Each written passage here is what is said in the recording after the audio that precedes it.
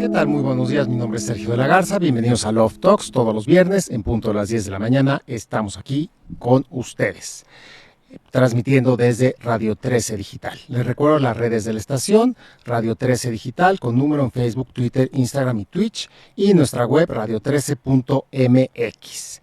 Este programa después se convierte en podcast y lo pueden encontrar en Apple Podcast, Spotify, TuneIn, Radio Deezer y Amazon. Mis redes son sergiodelagarza.mx, tanto en Instagram como en Facebook, y mi página web www.sergiodelagarza.mx. Y el tema de hoy, antes de presentar a mi invitada, el tema de hoy, prevención de feminicidios. El teléfono aquí en cabina, 55 52 62 1300, extensión 1414. Y WhatsApp, 55 61 007454. En este mes de Woman on Air estamos con Shali Rivera. Bienvenida, Shali. Hola, muchísimas gracias por recibirme y por el espacio. Pues muchísimas gracias por asistir a este tema pues tan importante que es prevención de feminicidios, y ahorita vamos a entrar a fondo en el tema. Claro que sí. Pero me gustaría platicarles un poquito de Shali. Shali actualmente cursa su último semestre en la licenciatura de Teatro y Actuación de la Anáhuac. Lo que más la apasiona es contar historias. Es escritora y enfoca su trabajo a la dirección escénica, además de hacer activismo en la compañía Producciones Luna Escarlata. Desde muy pequeña, Shali tenía ya gran interés en quebrantar y adaptar a su gusto los roles de género implantados por la sociedad. Las mujeres le inspiran a ya no tener que ser valientes en las calles de nuestro país, sino luchar para poder ser libres. Shali elige sus propios proyectos y ha hecho un par de proyectos acerca del tema de lo que es el feminicidio, el feminismo y todo esto. Entonces, Shali, bienvenida. Vamos a hablar de cómo empieza todo esto. Claro. A ver, ¿traes alguna idea para por dónde empezar o yo te voy preguntando? Pues si quieres te puedo platicar un poquito de cómo inició la compañía. Perfecto. No, yo quiero saber cómo inició Shali en yo? esta parte del feminismo. ¿Cómo inicia esto y desde qué edad inicia? Bueno, pues es una cosa que yo creo que he traído, muchas gracias, desde siempre. Siempre tuve esta necesidad de como quebrar los roles de género. Si era Halloween, yo me disfrazaba de personajes masculinos. Y yo decía, no, ¿por qué tengo que ser una princesa? Si yo quiero ser un superhéroe o yo quiero ser el sombrerero loco de Alicia en el País de las Maravillas. Y siempre me gustaron las historias de mujeres que no eran simplemente un adorno o un objeto, sino que tenían algo que decir. Siempre fue algo muy inspirador para mí y siempre, toda la vida estuve rodeada de mujeres que me inspiraron, como mi mamá, mi tía, mi abuela. Ellas siempre me han impulsado a ser quien soy. Entonces, obviamente, en algún momento, pues sí, vivimos en una sociedad en la que todos los días las mujeres tenemos que enfrentarnos a violencia de género, discriminación, el hecho de que nos hagan menos. Y creo que toda mujer en algún momento se topa con tener que deconstruirse y preguntarse, ¿qué es el feminismo? ¿Me identifico con él? Ok. Y a ver, ¿y para ti qué es el feminismo para ti?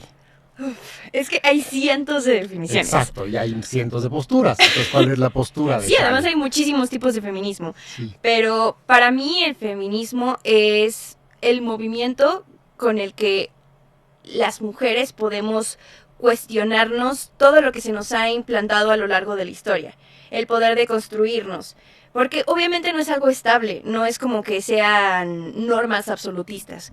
Siempre como feminista, o bueno, es que uno puede nombrarse o no feminista, pero el cuestionarse ya es, el cuestionarse y enfrentarse a las cosas que nos imponen, ya es una acción fuerte. Y para mí ya te hace parte de la lucha. Ok, cuestionar y enfrentarse a lo que nos impone. Perfecto. Ok, y actualmente estás en una producción teatral. Así es. En Producción de Luna Escarlata están con una obra de teatro que tiene que ver con prevención de feminicidio. Sí, la obra se llama La historia de todas. Ajá. Y bueno, justo es una obra que expone la historia de 5 mujeres que perdieron la vida ante diferentes tipos de violencia de género. Entonces, la intención que tenemos al presentar esta obra es crear conciencia de los diferentes tipos que existen. Hay algunos más drásticos, más grandes, y otras pequeñas acciones que, aunque no nos demos cuenta, ya son violencia. Ok. Y podríamos utilizar este programa un poco también como para que la gente que nos escucha pueda tener pistas de prevención. Claro. Ok, déjame entonces recordar los programas. Estamos aquí con Shali Rivera hablando de prevención del feminicidio y los teléfonos son 55 52 62 1300, extensión 1414 para que nos manden sus preguntas y comentarios, y por WhatsApp 55 6100 7454.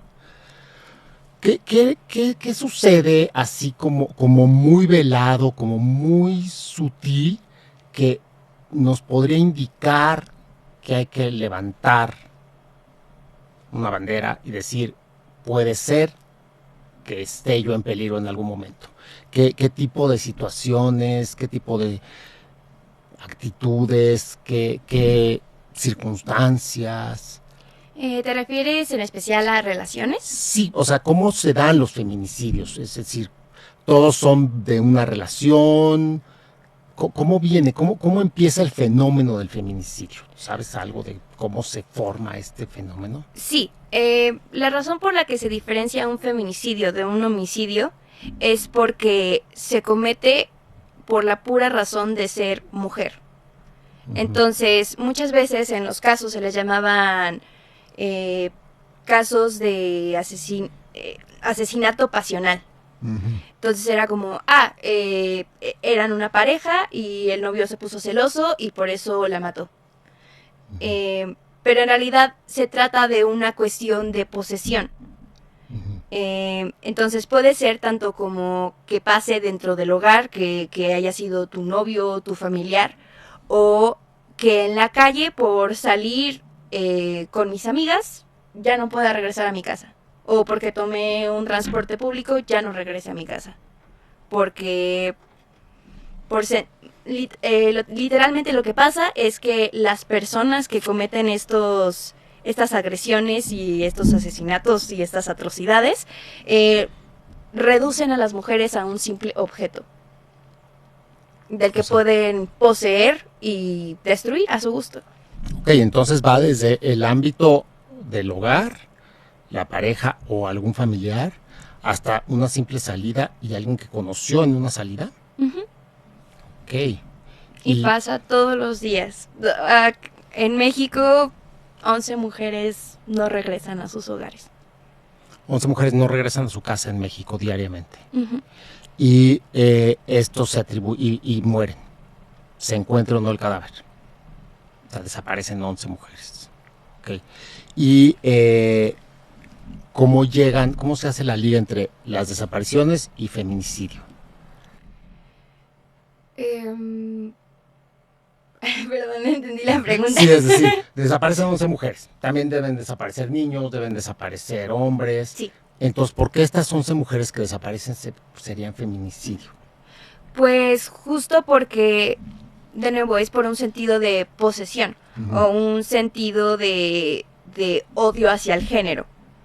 Entonces, es la diferencia porque obviamente sí, también a los hombres los matan. Los hombres también desaparecen en este país. Pero suelen ser o casos de alguna discusión de intereses o algún asalto porque quieren quitarte tus bienes. Pero en el caso de feminicidio es únicamente porque quiero poseerte o porque eres mujer. Ok, perfecto. ¿Y esta obra de la historia de todas, cómo empieza? Pues la mayor parte de la compañía somos egresadas de la Universidad de Anáhuac. Obviamente ya hemos crecido y tenemos chicas de todas partes, lo cual es todo un orgullo. Pero esto empezó porque mi compañera y directora y creadora y dramaturga y productora de la compañía, Diana Uscanga, empezó a escribir la obra con algunas compañeras. Y en pandemia se empezó a mover el proyecto para que pudiéramos dar funciones. Diana Oscanga empieza a escribir esto ¿cuándo? Tengo entendido que fue en sus años de estudiante en la Anáhuac. Uh-huh. Habrá sido 2017, 2018. Es un proceso que tomó varios años. Sí, por eso quiero saber, ¿no? En 2017, 2018, digamos que empieza a ver los ingredientes para cocinar. Exacto. Okay, 2017, 2018. Ajá. Y ahí ella va caminando con ese proyecto. Uh-huh. Y después, ¿cómo se encuentran todas? O sea, ¿cómo se teje esta historia? Pues ella se junta con un colectivo y quieren lanzar la obra, quieren llevarla a varias instituciones para poder ya presentarla. Y ahí es cuando Diana me invita, me dice que quiere que interprete a uno de sus personajes. Y yo desafortunadamente esa primera temporada no pude estar presente porque tuve otro proyecto de trabajo, pero es una compañía tan abierta y es una obra que va evolucionando tanto que siempre estamos regresando o siempre hay personas diferentes. Cada vez que va uno a ver esa obra es una cosa completamente distinta. Creo que es una de las cosas más hermosas de esa obra. Ok, pues bueno, se une un colectivo, te invita a ti, y luego, ¿qué pasa? ¿Cómo se teje la primera representación? ¿Cómo es esta historia? ¿Cómo la publican? ¿Qué demanda tiene? ¿Cómo sucede desde que ella empieza en 2017 hasta que sale la primera representación? Pues se presenta la primera obra en un evento. Uh-huh. 5 mujeres con 5 sillas y 5 zapatos rojos. ¿Conoces la protesta de los zapatos rojos? No. Es una protesta que se hizo en la que los familiares de las víctimas de feminicidio donaban sus zapatos y se pintaban de rojo y se pusieron en un espacio para que los feminicidios no fueran simplemente un número, que se hiciera conciencia de que había personas ahí, que tenían sueños, tenían una vida. Entonces es un elemento que utilizamos en la obra. Uh-huh. Y pues se dio esta presentación. ¿En qué momento? ¿Qué día, qué mes, qué año? Fue en 2020. 2020. Ajá. Okay. Y dices ya en pandemia. Ajá, fue en pandemia. O sea, ya después de marzo de 2020. Uh-huh. Okay. Sí, después del furor de marzo de 2020, uh-huh. Pues obviamente tenían que pasar este tipo de obras. Y a partir de entonces nos empezaron a contratar para llevar la obra a escuelas. Okay, pero espérame. ¿Cómo es la primera obra? ¿Qué pasa? ¿Quién está? Perdón, ¿quién asiste? ¿Dónde se da? No te vayas tan rápido, lenta, no hay prisa. Primera representación, ¿qué pasa? Ya habías dicho, 5 mujeres, 5 sillas, un zapato rojo cada una. Uh-huh. ¿En dónde fue? ¿Quién asistió? ¿Cómo es la convocación? Pues la verdad es que, o sea, como yo no estuve en esa presentación, no recuerdo exactamente quiénes eran las personas del público, pero incluso hubo una situación de streaming. Uh-huh. Eso fue una cosa padrísima, porque obviamente era pandemia, uh-huh. No podía haber tanto público, sí. Pero además era un evento seguramente cerrado. Uh-huh. Pero hubo streaming en Facebook. Okay. Y la obra pudo empezar a compartirse, y así uh-huh. Es como empezó a llegar la gente a nosotros. Wow. Entonces, pero te prometo, esa primera presentación era una obra completamente diferente. Diana lo que hizo para escribir la obra es que reunió textos de diferentes autores que justo uh-huh. Hacían denuncia. Tenemos temas desde violencia doméstica, uh-huh. Mutilación genital femenina, feminicidio en sí, de las chicas que se encuentran todos los días en bolsas de basura en nuestra ciudad. Uh-huh. También tenemos un caso, hay una obra que se llama Mujeres de Arena, uh-huh. Se escribió por la situación de las muertas de Juárez, uh-huh. Y justo hay un fragmento que habla de una joven que se llama Heréndira. Yo tuve el honor de presentar ese papel ya en uh-huh. Todas las temporadas que hemos tenido, y es una chica de adolescente, 17 años, que estaba llena de sueños. Nos cuenta en su monólogo cómo estaba llena de sueños, todo lo que quería hacer, que quería tener una familia, y cómo eso de pronto se acabó, porque uh-huh. Una persona con la que trabajaba tuvo un arranque de celos y acabó con su vida. Ok. Aquí viene una pregunta que yo creo que tiene que ver con lo que te voy a preguntar, con lo que sigues. Nos llamó Samantha Cuevas y dice que si la obra es un hecho real y dónde la pueden ver. Entonces, aquí ya vamos a seguir. Primero, ¿dónde la pueden ver? Es una obra que se mueve mucho. Ajá. Entonces, nos pueden seguir en redes sociales. Ajá. Y hay funciones que son abiertas a todo público y ahí nos pueden acompañar cuando quieran. ¿Cuáles son las redes? Las redes son @producciones_lunescarlata. O también nos pueden encontrar en Twitter como @lunescarlata. Ok, perfecto. Dos producciones Lunes Escarlata y ahí encuentran las funciones y ahí pueden escribir y preguntar y todo. Todo lo que quieran, aquí estamos. Entonces, ¿dónde la pueden ver? Y luego, la pregunta que si vamos a ampliar un poco, tú ya empezaste con el caso de Heréndira, pero tu obra es un hecho real. Entiendo que son 5 hechos reales. Uh-huh. Ajá. ¿Cómo dividieron estos hechos reales? ¿Cómo dividieron estas 5 mujeres? Pues al iniciar a tejer, cuando Diana empezó a escribir esta obra, dividió los 5 casos, los 5 tipos de violencia de género de los que quería hablar, y ella fue reuniendo textos que ya existían. Pero esta obra evolucionó y ya tenemos varios textos que han sido escritos por ella, uh-huh, en los que nos basamos de casos que se nos han acercado. En esta obra siempre al final tenemos un espacio de preguntas y respuestas en la que la gente, no hay ninguna función en que no se hayan levantado a denunciar. ¿Cuáles son los 5, te lo sabes? ¿Cuáles son los 5 sí, casos que puso? Okay. ¿Cuáles son los 5? ¿Cómo se dividen estos 5? El primer caso es de una mujer que perdió a su hermana.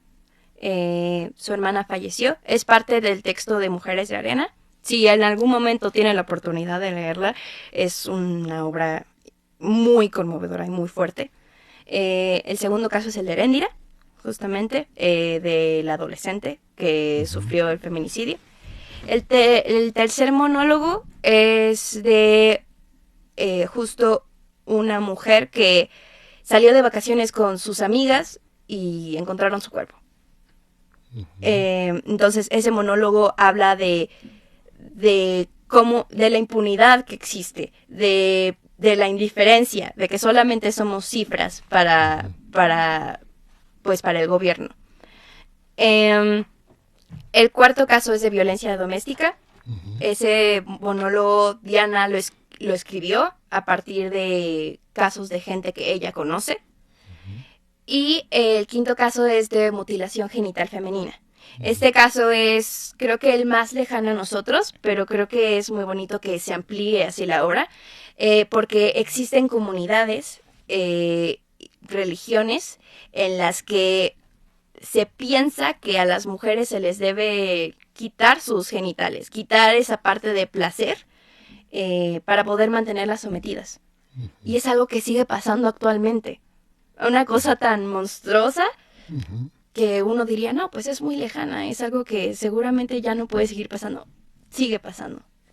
Uh-huh. Y es una cosa muy clandestina. Sí, y bueno, todo esto que sigue pasando, desde la mutilación hasta el homicidio y el feminicidio, o sea, el cometer el crimen y quitarle la vida a alguien por una cuestión de posesión, pues es un asunto muy serio. O sea, es terriblemente serio, terriblemente conmovedor y nos hace preguntarnos mucho sobre la humanidad, cómo podemos ser monstruos para nosotros mismos. ¿Qué puedes tú decirle hoy a quien nos escucha, tanto a las mujeres como a los hombres? ¿Los feminicidios siempre son cometidos por un hombre o hay feminicidios de mujer a mujer? Hay feminicidios de mujer a mujer. Ok. Entonces, ¿qué podemos decirle primero a las mujeres para prevenirlo? ¿Cuáles señales hay? ¿Qué pueden, dado este abanico desde violencia doméstica, el caso de las mujeres de Arena, la que se fue de vacaciones? O sea, finalmente es la Heréndira, son diferentes escenarios. Entonces, ¿cómo pueden prevenir? Creo que es una pregunta muy amplia. Pero, por ejemplo, acotándolo, ¿qué indicios hay? ¿Qué indicios pueden ver? Sí, pues justo yo creo que hay muchas cosas que normalizamos. Entonces, el hecho de que, no lo sé, tu pareja, tu familiar, transgreda tus límites, o, por ejemplo, sales a la calle y te lanzan piropos, o te empiezan a seguir, normalmente está normalizado. Incluso, o sea, no pasa desde que cuando eras niño en la escuela, y te dicen, es que tu amiguito te molesta porque le gustas. Desde esas enseñanzas y el normalizar todas estas cosas, ya se está dando puerta a que estas violencias se toleren. Entonces, yo siento que más que tener que cuidarnos y tener que tener estos tips de prevención, que obviamente ya los tenemos. Las mujeres estamos acostumbradas a escuchar de manda tu ubicación, denuncia, que no es nada fácil denunciar cuando estás en una situación de pareja, cuando ya estás enredado en ese tipo de violencia doméstica, incluso siempre cuando vayas en la calle, siempre lleva las llaves en tu mano.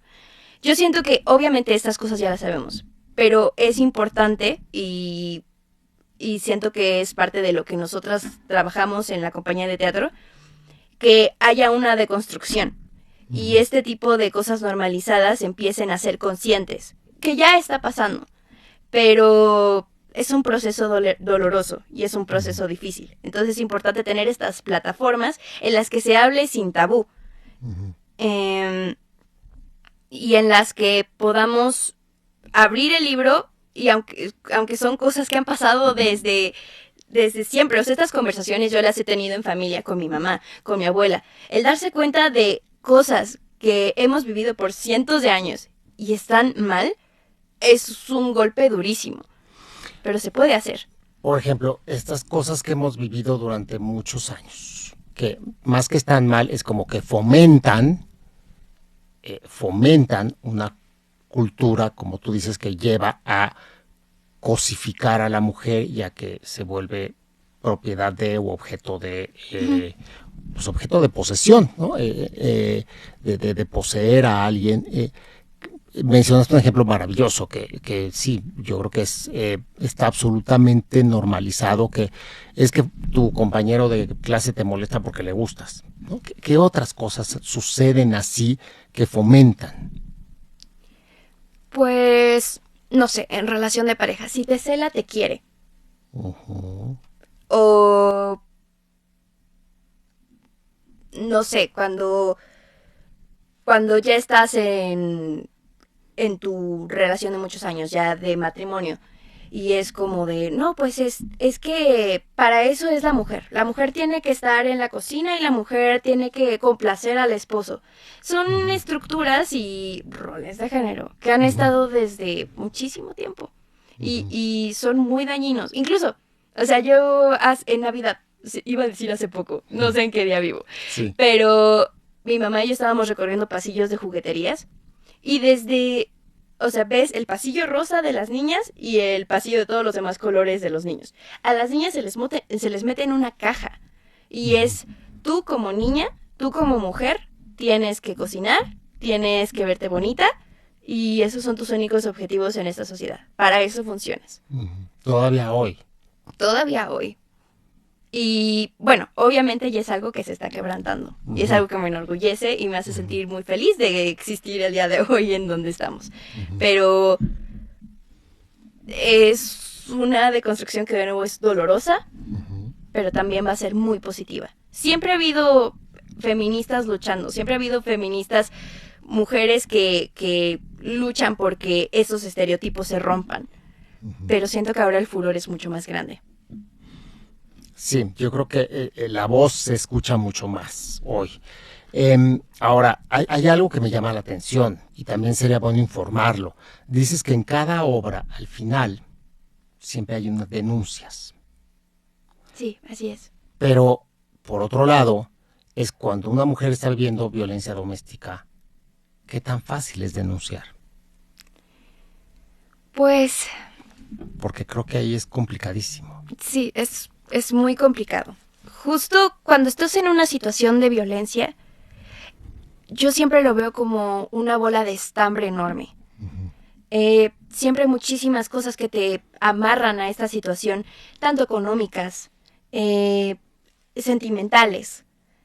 Entonces, yo siento que lo que sucede cuando las mujeres atienden a estas obras es como si se abriera una pequeña ventanita de, ok, pero aquí estoy en un espacio seguro. Ujú. Y aquí me entienden. Es como una pequeña señalización de, sé que esto te incomoda, sé que esto te duele, porque sí está pasando, sí está siendo violentada, aunque sea una cosa pequeñita, que realmente para mí no hay casos pequeñitos. No hay violencia pequeña, ¿no? Yo creo que, y casualmente lo comentaba ayer en la noche con una colega, violencia es violencia. Sí.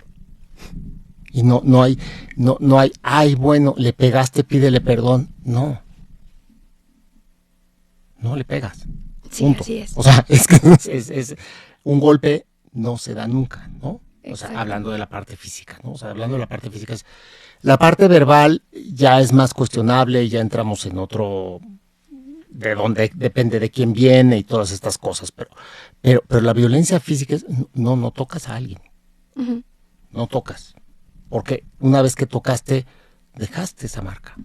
Pero es que creo que muchas veces algo que también podría entrar dentro de la prevención es que dejamos pasar las cosas. Es como, pues solamente te dijo que te iba a hacer.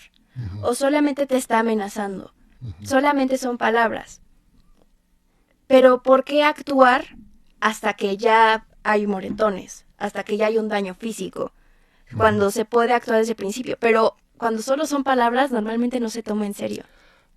Bueno, normalmente ahí hay que poner atención, porque las palabras, si yo digo lo verbal, depende de quién te lo dice, pero si hay algo verbal, o sea, si hay violencia verbal de la pareja o del familiar, entonces es delicado. Sí.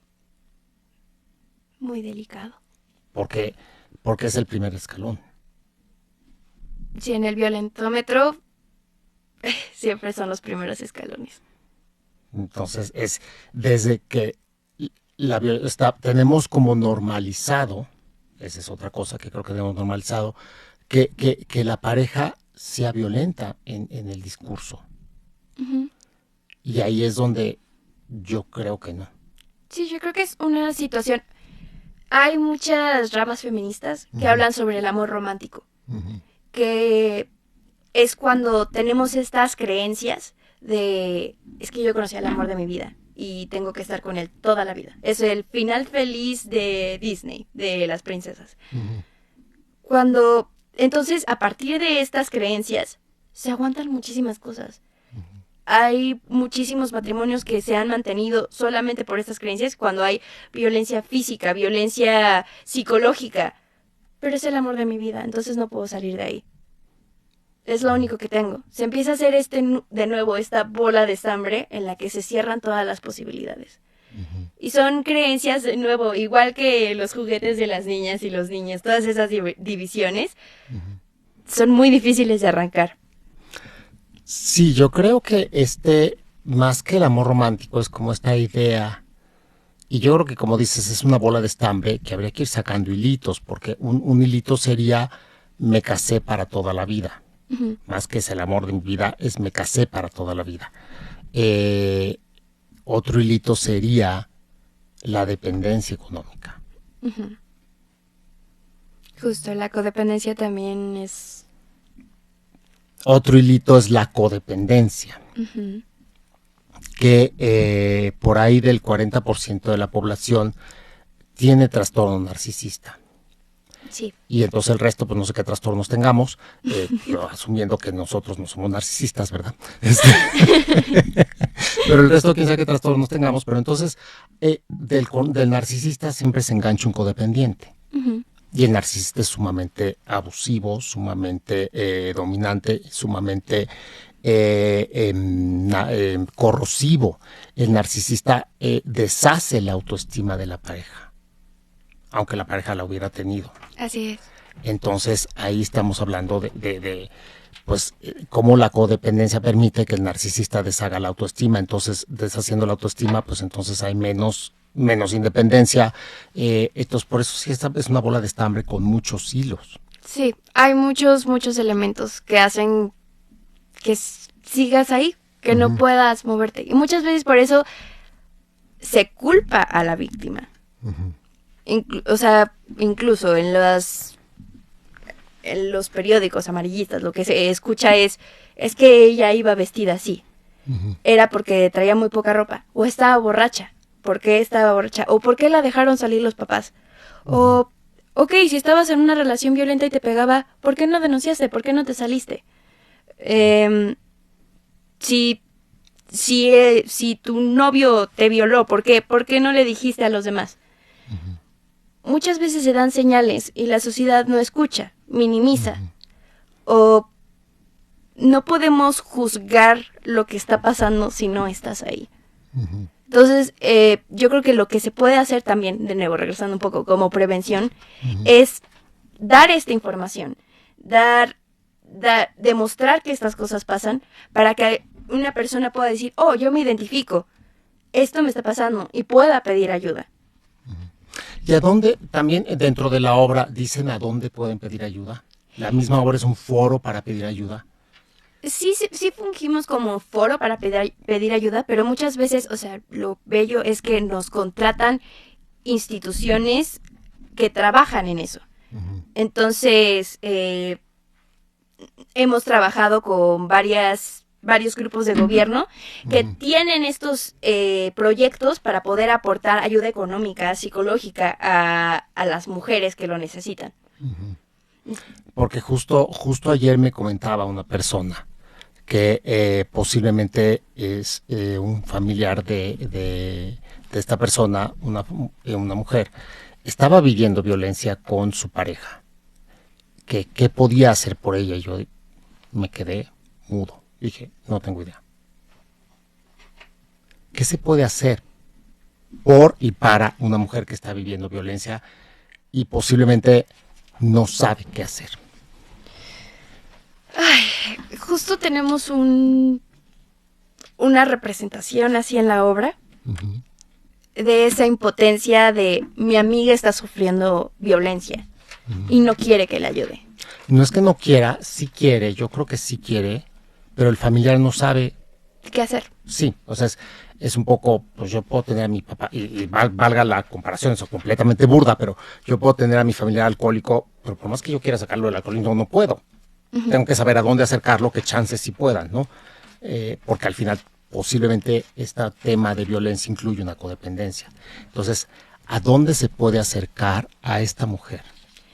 Yo creo que ahorita no te tengo el dato específico. Okay. Obviamente si nos escriben en las redes sociales nosotros podemos acercarlas, pero aquí creo que hay dos ramas. Primero, se puede informar a esta persona. O sea, darle información, abrirle de nuevo esta ventanita de que hay muchas posibilidades y hay cosas que sí se pueden hacer. Y luego acercarla a estas instituciones. Entonces... Okay. Puede escribir a la producción de Luna Escarlata y ahí le van a responder. Claro que sí. Ok, perfecto. Para todos los que están escuchando, pueden escribir a producción de Luna Escarlata y no están solas. No están solas. Nosotros estamos aquí para eso, para acompañar. Y para gritar con ustedes. Ok. Nos escribe Midrel Isa. También a veces la violencia se ve en los hospitales. Mi prima estaba con unos fuertes dolores de parto y las enfermeras le decían, aguántense. Se quería embarazar o levántese, quiso ser mamá. Ese es otro tipo de violencia, pero es cierto que existe esa violencia. Sí, es interesante la palabra de aguántese. Exacto, aguántese. Y yo creo que el aguántese contiene mucho, ¿no?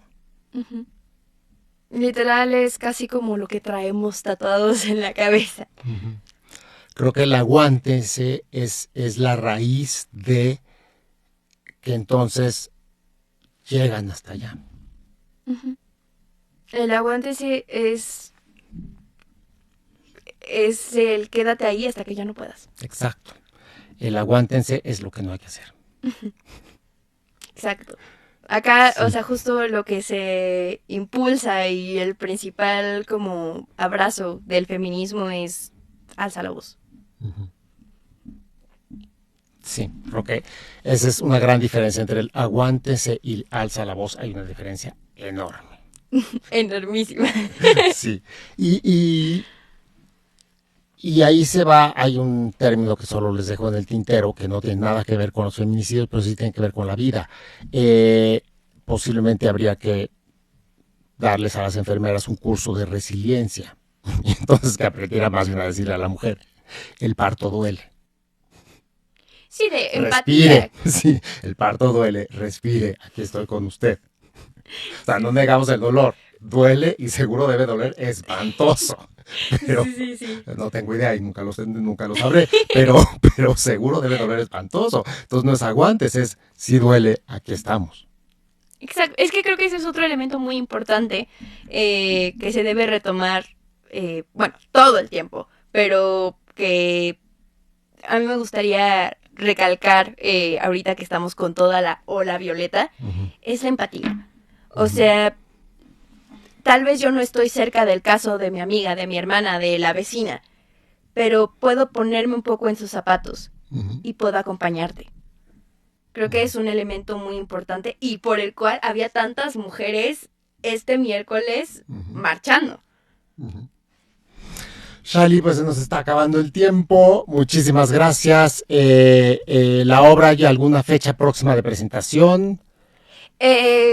No exacta, pero estoy segura de que pronto vamos a tener muchas funciones. Entonces, por favor, síganos en nuestras redes y ahí les compartimos toda la información que tengamos. Ok, @producciones Luna Escarlata. Ajá. Ahí encuentran toda la información de la obra que se llama La historia de todas. La historia de todas. Perfecto. Shali, muchísimas gracias. ¿Tus redes? A mí me pueden encontrar como shali.rivera. Ok, perfecto. Bueno, pues muchísimas gracias por escucharnos. Mi nombre es Sergio de la Garza, por Radio 3 Digital. Esto fue Love Talks. Nos vemos el próximo viernes en este mes de Woman on Air.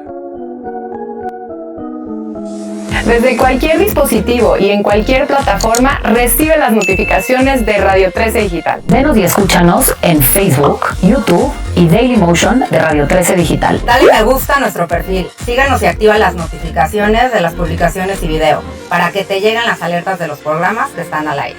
Escucha nuestro podcast en Spotify, Amazon Music, Apple Music y Deezer. Síguenos en YouTube. Búscanos como Radio 13 Digital. Suscríbete a nuestro canal y activa la campana para que te lleguen las notificaciones de todo nuestro contenido. Visita nuestra página web www.radio13.mx. Radio 13 Digital, programación consciente.